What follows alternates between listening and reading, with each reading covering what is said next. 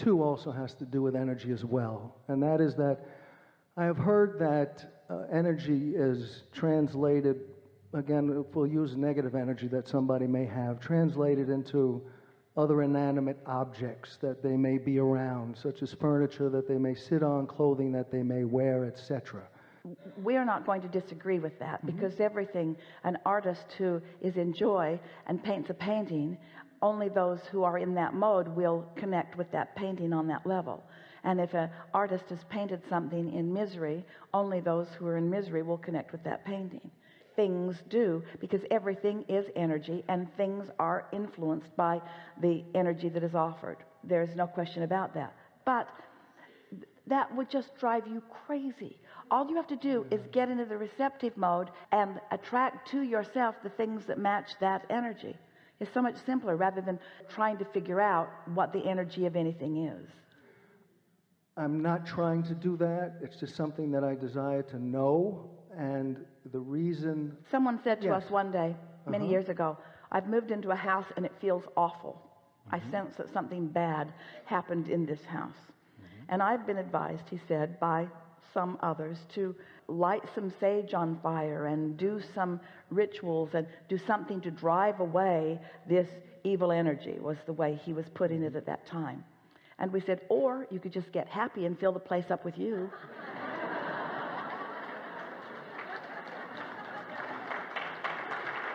Because your attention to it causes you to meet it on that level, and then it doesn't matter how much sage you're burning. Yeah, right. Yeah. So, in effect, unless somebody is on that level, it doesn't really matter. For a while we were talking about these vibrational discs and how they feel, and there's the discouraged disc, and Esther thought it was like the 7 dwarves of discs. You know, there's grumpy and sleepy and happy, and no one can jump on your disc. You only meet those that are at the same vibrational level that you are. So if you find yourself surrounded by or having experiences that feel discouraging, that's the disc you're on. Nobody jumped on your disc and discouraged you. Right. So just need to explore this for just a bit longer, because I feel I truly feel I know I'm on a high-flying disc. I feel absolutely Often you are. Yes. Especially recently, with my attention to your wisdom persistently. With your attention to the way you feel and your desire to feel good. Thank you. Yes. Yes, indeed. Yes. My question now more relates to others who aren't necessarily aware of energy being translated into inanimate objects, and for those that may then get them, whether it be secondhand clothing stores or Craigslist or whatever. Esther bought a truckload of Chinese antiques and put them in her home and in her center building in Texas. And when she first saw them, she was captivated by them and infatuated by them and in love with them. In other words, she was tuned in, tapped in, turned on when she found them. She picked them with such joy and relish. Everything unfolded so magnificently, the way they were hauled over and set around, in other words. And then Esther thought about what hardship maybe some of them had been through. Some of them had been painted in green paint in order to disguise the value of them, because they were made with very important woods, and they couldn't get out of the country if someone knew what they were. This was the story that she'd been told about them.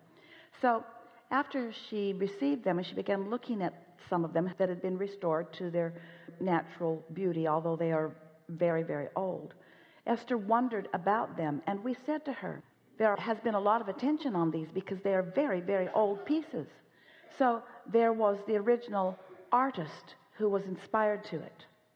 There was the carver. There were the creative geniuses that put it together. There were the engineers that put it together with no nails, with only pieces of wood that were intricately carved so that they could fit together. And then there were the artists who painted it, and the artists who adored it, and the artists who loved it. And did this furniture fall on some hard times for a while? Undoubtedly it did. And what was going on during that time? And did these inanimate objects pick up vibration depending upon where they were? Of course they did. But what energy do you want to harmonize? In other words, you could meet someone who had a terrible childhood who is now joyful. Do you want to talk about their childhood, or do you want to focus on their joy? Absolutely. And so all of these things have layers of energy. Even the components that they're made from have energy. The paint that has been put upon them has energy. The intention of everyone who has enjoyed them has energy. We said to Esther, just the appreciation of these shop owners who have adored this property for as many years as they've adored it, because Esther had been seeing the furniture in there for many years. She just did not have a place that was asking for it. So many of these pieces Esther was aware of. She and Jerry had visited them there on many occasions. You get to decide what aspect of anything you tune to. Nothing has any capability of reaching you except for the vibration that you are offering. If a tree falls in the forest and no one is there to hear it, did it make a sound? No. If there is not a receiver that matches the offerer of the vibration, then there is no experience, you see. Yes.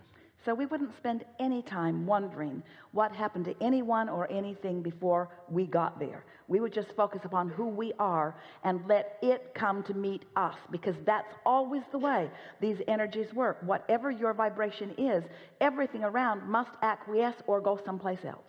It's just the way that it is. And if you spend any time trying to sort it and sift it and sort it and sift it, then you have that same difficulty that so many have when they're trying to sift out the rights and the wrongs of the world. Helpful? Very. Thank you very, very much. Yes, indeed.